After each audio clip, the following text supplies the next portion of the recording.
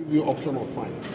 So they have convicted some people and put them under handcuff because no person has paid their fines. So they were about to take them to the correctional centers when one of them, on handcuff, decided to jump down and took to his handcuff. So the correctional officers that were attached to the court was able to bring him. So that was what happened. And we have taken charge of the security, another issue, and the miscreants wanted to use their advantage to burn the market and burn other people's properties. But with our intervention, it was only few shops that were all affected, but many goods were rescued out of the shops because I was there. And only about 4 or 5 vehicles, especially of the police, because when it happened, people thought it was the police. So eventually they have discovered it's not the police. So, but we are still the same security agencies. We are managing the situation. The guy is with me and he's making some statements, and the area is calm by the grace of God. A lot of people are disenchanted with what's happening. They even blame the police for some of the lapses that we experienced. When you came here, what was the discussion about? The discussion was how FCT has been secured recently.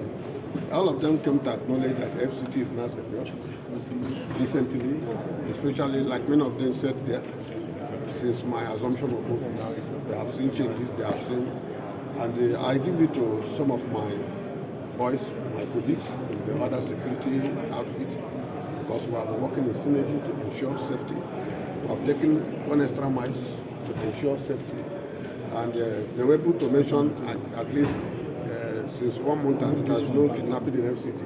No person can say that kidnapping. And we pray God for that, for the opportunity. It's because of what we have put on the ground. We have used a lot of intelligence. We have decided to dominate the forest because FCT is bounded by 4 states that are crime prone. So we know, and we know the terrains, even though the terrains are very hard, but we have dominated the beaches. And we have used a lot of intelligence to pick most of the kidnappers. Most of the kidnappers are picked, and you saw us recovering ransoms and showing it. So that's where the area is calm. Other crimes like one chance, I have said it several times, that there's no law in this country that has established any crime offense to be one chance. No law. One chance is just robbery. Since I took over, we treated them because they are robbers. We have to treat them like robbers. And they know that, I said it the first day I took over, that I pity them because they don't know what they're doing. So they don't know what they're doing is robbery. When you kidnap somebody in your vehicle and along the line you confiscate everything and put the person off the road, it's robbery. You obtain those things by force. And when force is applied in obtaining, it becomes robbery. So there's no law like one chance. And I have said, don't call it one chance where I am, because it is robbery. And we are going to treat such people as well. No matter who is involved, whether man or woman. When you have the temerity to do the robbery, you have the capacity to deal with you equally without fear of implication, and that is the truth. So we are happy to have ensured security to this level, at this level, and at this time in FCT, especially with the efforts and the advice and support of my Inspector General of Police, IGP Abuja. He has been very wonderful, and the Minister of FCT,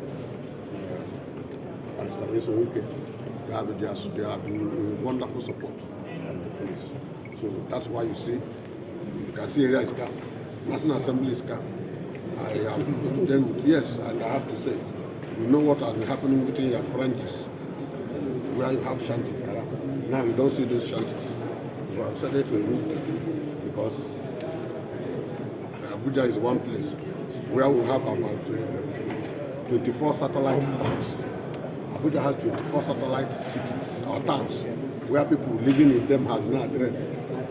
From Gishiri, down you here, we have Kubo. From Gishiri to Kubo, from Wasa to Waru, from Gishiri to everywhere. Nyanya, all of them, they don't have address. People are living in there, thousands, millions are living in there. So what do? We know. That's why we police them. And because we know how they move, that's why we make sure that we police them very well. Thank you. Thank you.